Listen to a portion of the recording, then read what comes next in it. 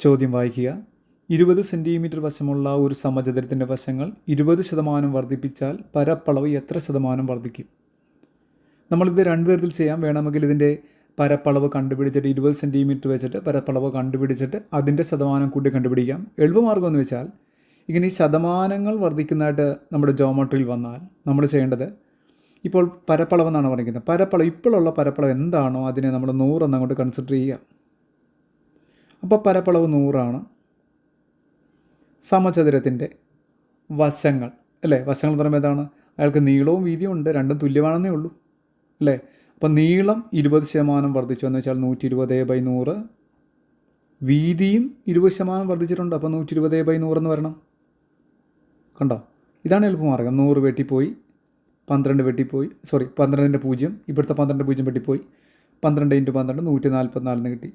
ഇനി ആലോചിച്ച് 100 ആയിരുന്നു 144 അപ്പോൾ എത്ര ശതമാനം വർദ്ധിച്ചു? 44% വർധനവുണ്ട്. അതാണ് സി എന്ന് പറയുന്ന ഓപ്ഷൻ. ഇങ്ങനെ അല്ലാതെയും ചെയ്യാം. വേണമെങ്കിൽ 20 സെൻറ്റിമീറ്റർ വെച്ചുകൊണ്ട് അയാളുടെ പരപ്പളവ് 400 എന്ന് കണ്ടുപിടിച്ച് പിന്നെ അതിനെ 20% വെച്ച് കൂട്ടിയിട്ട് ഇതുപോലെ തന്നെ കണ്ടുപിടിച്ചിട്ട് നമുക്ക് അവസാനം ശതമാനത്തിലേക്ക് മാറ്റിയാലും ഈ 44% തന്നെ കിട്ടും. പിന്നെ എളുപ്പമാർഗ്ഗം ഇതായതുകൊണ്ട് ഇങ്ങനെ കാണിച്ചു.